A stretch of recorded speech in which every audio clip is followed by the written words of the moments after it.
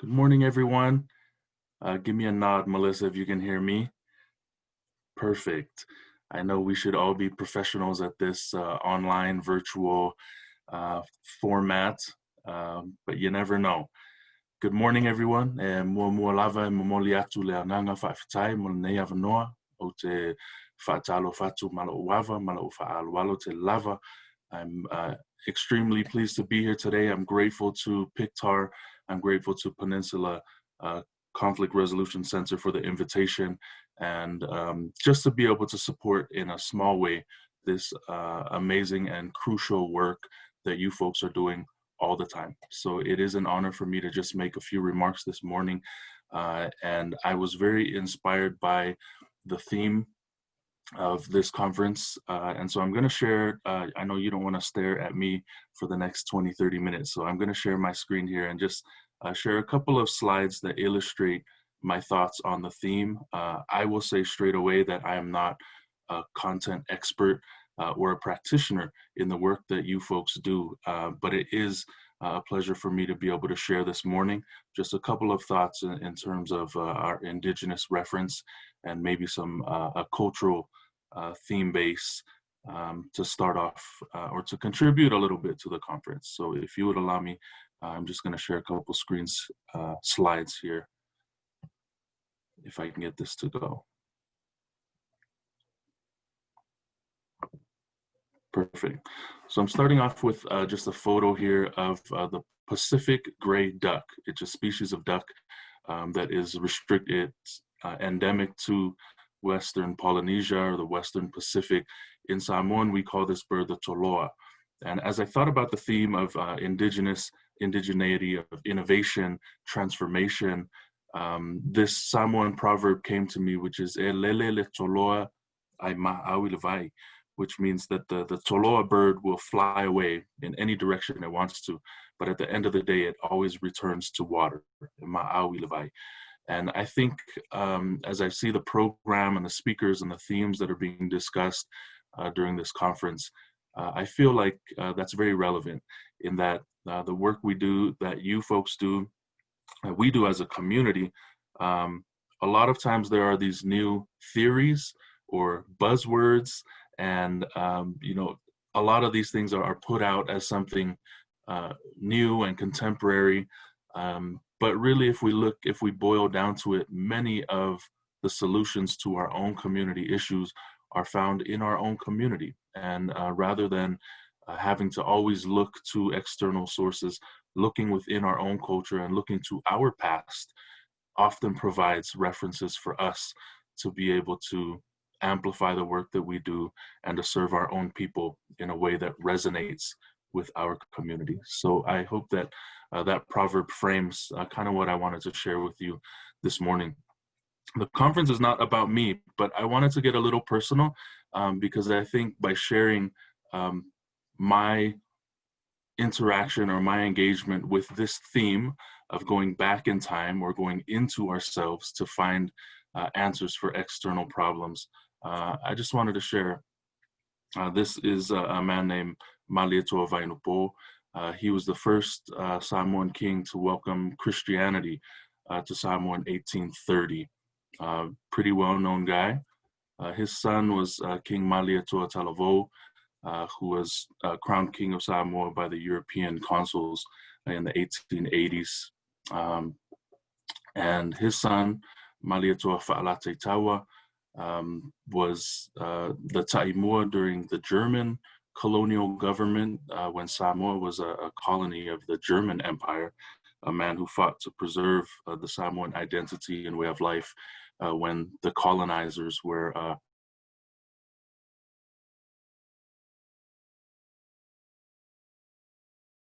who was a chief of police and a pretty big dude. From what we know, when he died, he was almost 600 pounds, 6.5 feet tall, pretty handsome. He passed that down to his son, Papali Tele Poesi Fitisemanu, who had a son named Jacob Fitisemanu Pali, and he's pictured here on the right with his 4 sons, including Jacob Fitisemanu Jr. As you can tell, You know, the oldest son here got the good looks and the brains and all that stuff too. But these are my brothers, myself with my dad here. On my mom's side, this man, Dang Sao San, came from Hong Kong. He immigrated to Wailuku, Maui, where our family's been for 6 generations. His son, Kwan Sao Dang, his daughter is that beautiful lady there in the red, Pulatasi, Karen Junlin Dang. And I love this picture because this is how I really summarize my childhood as a multicultural, multilingual, interfaith, all of the multis and inters that you can think of. That was my family. And being able to really take pride and derive value from both my mom's side and my dad's side. She's pictured here with my dad's mom. That's really who we were. And even if we didn't necessarily look really Samoan, our heart was always Samoan, and vice versa. This is what we look like today. My dad jokes that this mixture of my brothers and I actually all married Latinas. And so my dad laughs, he jokes that this mix of Polynesian and Asian and Hispanic or Latino, all his grandkids look Filipino is his joke. We got a nice mixture there. This is a picture of my girls and their cousins playing a game, a Samoan game called Popo Mano. And I bring this up, I promise it all relates to this theme. It's kind of a silly Samoan game that just has a 3-line chant.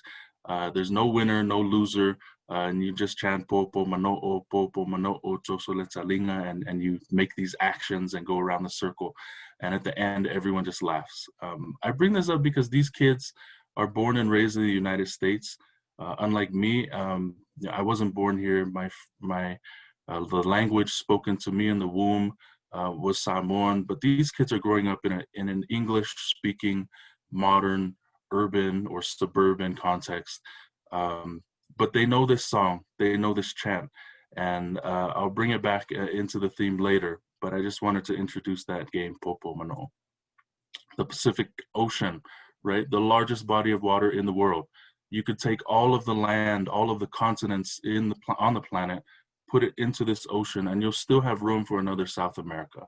That's how expansive this was. And our ancestors, the ancestors of the Pacific Islanders, traversed this entire ocean and discovered and settled over 10,000 unique islands and atolls that didn't have anyone living on them, right? They were actually discovering new places. And they did that through amazing indigenous technology. These ocean-going canoes were unprecedented in their time, in a time when other cultures and societies were still landlocked or sailing around coasts. The Pacific Islanders had developed maritime technology, oceanographic science, astrology, astronomy, oceanography, what have you, all of these sciences and engineering to be able to traverse the oceans.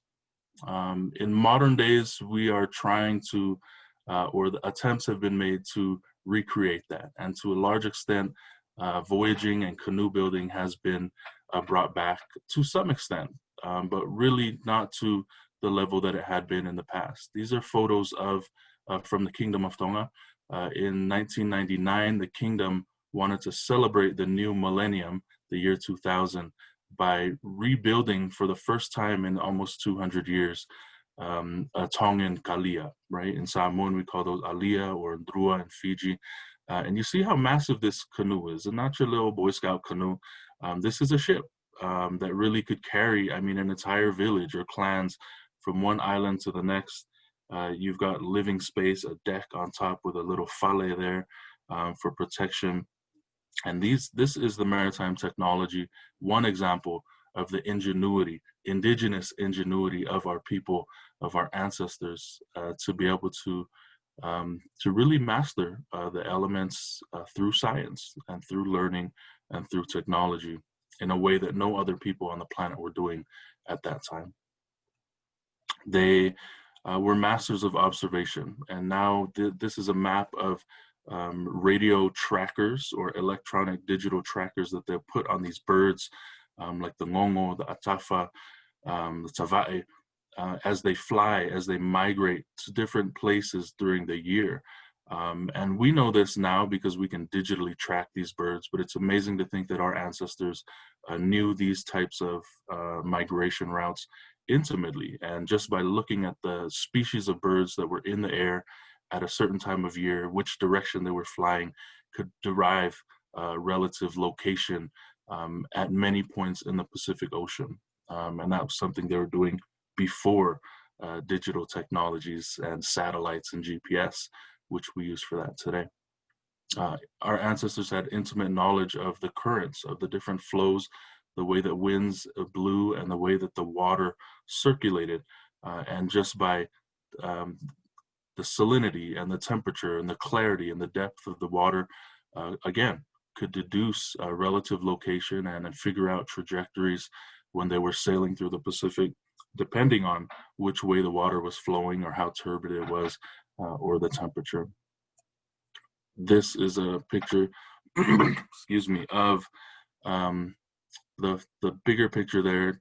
Supposedly there's a greenish tinge underneath those clouds, which indicate that there's an island underneath it. And folks who are trained in this could recognize these cues before even seeing an island itself, could recognize different cues that would indicate the location of islands that were beyond our site of view. The diagrams on the bottom indicate, show some of the patterns or how a wave swell could bounce off or bounce back or go around an island.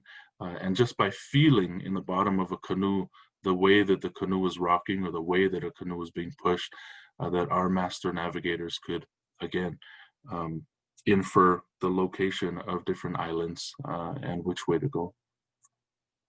A cool story about temperature, Tuita Kahomovailahi, a famous Tongan navigator who was actually blind. And this is a painting of Tuita, of son, actually holding the old man who wanted to go down to feel the water because the younger navigators were lost.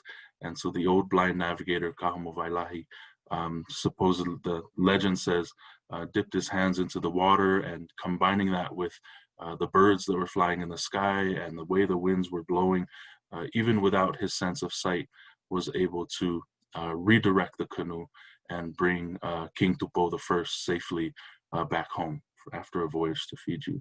In 1824 is when this story happened. If we look at the architecture of the Pacific, we're looking at monumental architecture, stonework. This is an example of a Samoan fale, a chief's house, or a faletele, which these aren't just simple little huts. These are very intricate, very masterfully built and architected buildings that we have throughout the Pacific. I bring up the Samoan fale because of this theme of indigenous knowledge coming full circle and being applied professionally.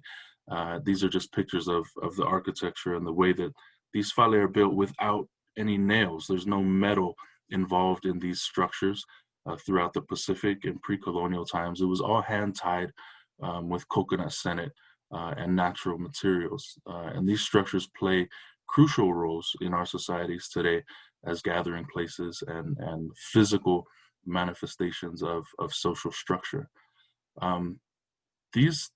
Intuitively, these buildings are built to withstand the climate and the weather of the Pacific. And so it's actually, there are a lot of published studies now and a lot of interest in universities that teach architecture and emergency management in actually using some of these architectural themes from Pacific Islander indigenous buildings when they're planning and designing buildings in the tropical zones to be resistant or to be better, more resistant to hurricanes based on Pacific Islander architectural themes.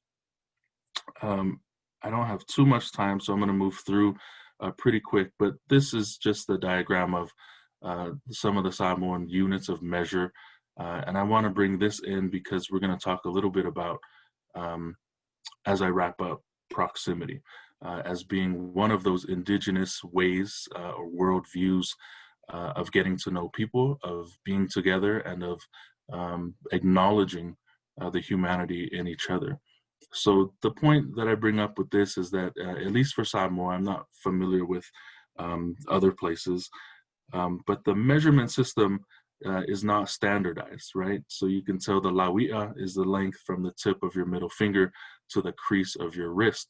Well, my lawia is a different length, slightly different than President Tausinga, or it's different than Melissa. It's different. We all have a little different lawia. The anga is the span between the thumb and the forefinger. Like if you spread your fingers apart, Vailima is the distance from your elbow to the tip of your fingers. It is interesting that if you, even though they're not standard, they're still pretty consistent. And so if you look at the guy with one arm hanging out, that measurement is called vai fata fata, which is also equal 5 anga. So if I took my anga, which is the between my pinky and my thumb, and I moved it along from my left hand, 1, 2, 3, 4, 5, it's going to come to the middle of my chest. And it's the same on the other hand. So there's some internal consistency with the system, but it's going to be different for every person. So the question is, how does Mao, in this photo on the left, how is he going to build this house or this canoe with Tavi, the big guy on the right, when their anga is different, when their fitusanga is different? Their individual measurements are different, and yet we just saw examples of the beautiful craftsmanship, the amazing symmetry, the long-standing engineering of our canoes, of our houses, of everything that we created. How does that work? And it works because there's proximity. These men, these work crews, work together on these projects. They live together. They sleep together in the same api. Over years and years of working together, Tavi on the right knows exactly how long Mao's anga is. And Mao knows exactly how long the vai fata fata is when Tavi asks for a piece of wood that's 3 anga long or whatever. Because there's proximity, they're living together. Their palms are literally together, working side by side. They're able to use this system, which to us doesn't make sense because it's not a standardized system. It's not a 12 inches to a foot and 3 feet to a yard type of system. But our ancestors not only utilized that, they didn't just see it as a way to survive, but they thrived through that and were able to develop these amazing technologies, very beautiful symmetrical structures, and canoes that literally could take people across the ocean at a time when others weren't able to.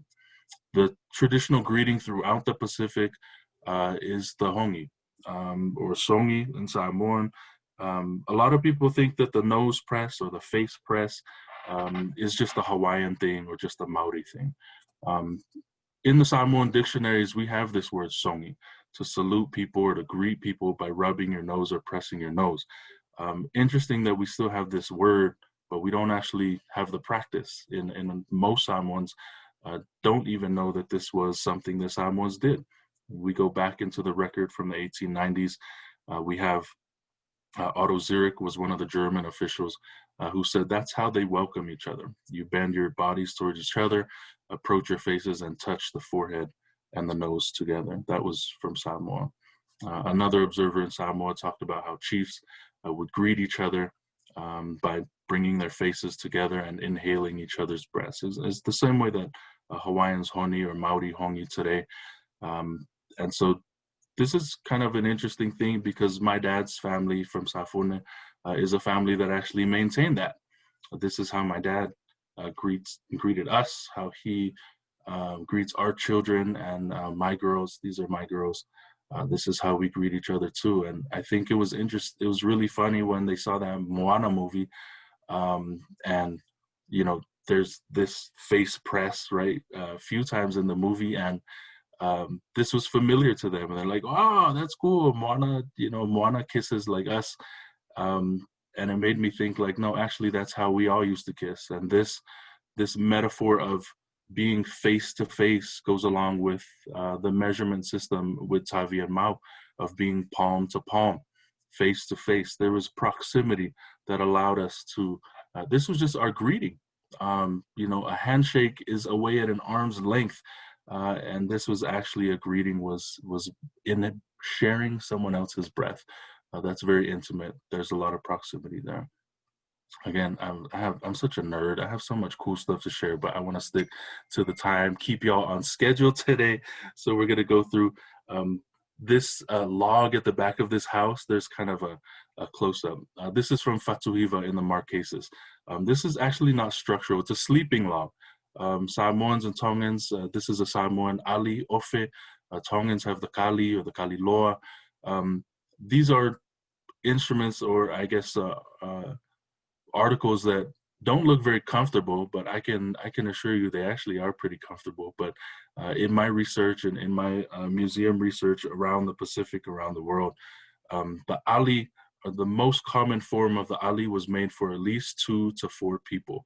And even in Samoa, some of these bamboo ali that are 12, 13 feet long that we've observed that were meant for entire family or entire, sibling group, etc., to sleep on and to rest their head on. So we've talked about being palm to palm. We've talked about greeting face to face. How about sleeping with your head on the same pillow, sharing a pillow with somebody? Again, this proximity of this neck rest, imagining 2 or 3 different people with their neck resting on the same piece side by side every night. Again, just reinforcing that theme of proximity. Our ava or kava or yangona traditions, again, solidarity, mixing this beverage in a single bowl, serving in a single cup. That proximity of sharing a cup, I think, is another indigenous theme that relates very well to what we're talking about in terms of proximity. This is a photo of my daughter's kindergarten graduation and her classes there at Mana Academy, which I think they're doing is an example of a great social experiment, even, I could say that, in proximity, in bringing children from different socioeconomic statuses, different cultural backgrounds, as you see represented here, and allowing for proximity in an academic setting where these children can mix and mingle and learn to demonstrate mutual respect and mutual appreciation for other cultures, rather than asking them to leave that at the door and conform to a standard academic classroom experience. I think that the results of that are still to be shown. I think that preliminary outcomes at places like Pacific Heritage Academy or Mana Academy are very promising, and I'm proud to have my kids engaged in that, and I see the effects of that type of educational process when they come home from school and demonstrate those themes at home as well. I told you I would bring it back to this game, Popo Mano. And I hope that by sharing some of the indigenous themes and the ingenuity, the creativity, the inquisitiveness that drove our ancestors to develop these sciences and these technologies to cross the ocean, and not just to survive on these remote islands, but to really thrive on these islands and develop these societies that and cultures and languages that we hold so dear today. If they weren't relevant, if there wasn't some kind of resonance, if there wasn't some utilitarian purpose, they wouldn't be around today. And I think that testament in itself demonstrates to me the importance of my personal role as a father, as an educator, as a community leader, to perpetuate those themes. And that's why, as I mentioned earlier, the theme for this conference really resonated with me and really re-energized me in this kind of bleak time. It's been a weird last few months with this pandemic. And as I just mentioned in the last few slides, 5, 6 different examples of proximity, of intimate connection, of being physically close to each other as a way of life and as a worldview, that has been shaken in a lot of cases because of the pandemic, because of social distancing, because of our concern for our family and our neighbors and our communities. We have chosen to scale back. We have chosen to forego a lot of personal interactions, and that's hard. That's difficult. And I will admit to you, as a public health official from the State Department of Health, that even though I have a master's degree in public health, even though I fully understand the epidemiology and the science behind this virus, even though it makes sense up here. When I'm asked to stay away from a funeral, or when I send my, when I'm doing my fatongia through Venmo instead of in person, that impacts me here. And I think that all of us can resonate to that. That being said, these are still crucial themes in the work that you all are doing in violence prevention, the work that we are doing in creating safer communities and secure households. I bring it back to this game again because even though my daughters and my nephews and nieces are not raised or immersed in this cultural worldview, this simple game, this simple chant, Popo Manoo, Popo Manoo, Tosoletalina, is a vestige, it's a connection, and it provides proximity to their parents, to their fathers who taught them that game, and to our Father who taught us that game, who learned it from his father and his father, all the way back to 1830, all the way back to this village. This is our family house in Sapapali, Powesi House, which my daughters have never visited. They've never seen firsthand. But because of that proximity, because of little things like greeting each other face to face and living in close proximity and continuing and perpetuating our indigenous practices like the kava ceremonies, like these games, teaching the kids the dances, etc. It provides this proximity and it connects us, anga by anga, all the way across the ocean, back to our indigenous homelands, back to the core values of the cultures that have so much resonance and so much relevance in the work that we all do today. And if there's any message that I can share today, a takeaway, it would be that even though the textbooks have great theories, even though these, new, the cool TED Talks that we watch and the awesome theoretical publications and scholarly things that are coming out in the work that we do, if we really look at it, many of those things are based on things that we already knew, or things that are already contained in our indigenous worldview.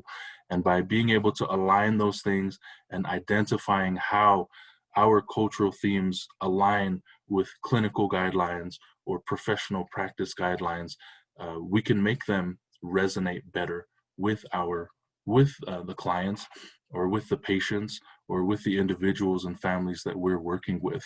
And I think that's going to be a big key, because that's not something that we learn in school.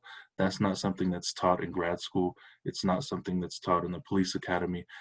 Those are things that our ancestral cultures have to offer, and it's up to us as practitioners and community leaders and members to identify, to find that alignment, and to bring those cultural themes to the forefront, and still be professionally competent and compliant and all of that.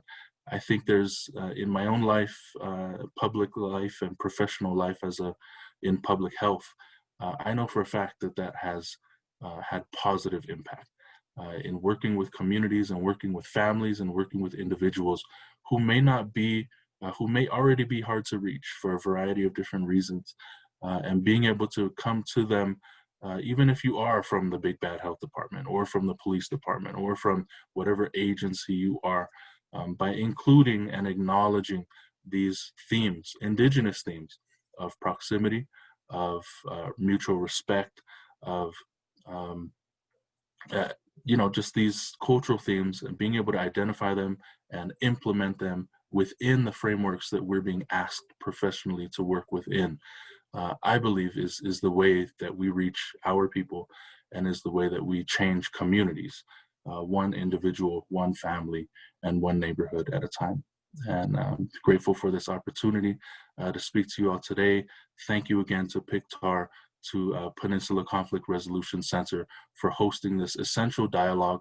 Thank you. Personally, I thank each and every one of you who are attending today for the work that you do in your spheres. Together, one by one, this work grows, and this work has collective impact across communities. And I'm personally grateful for your examples of leadership and for the work that you do.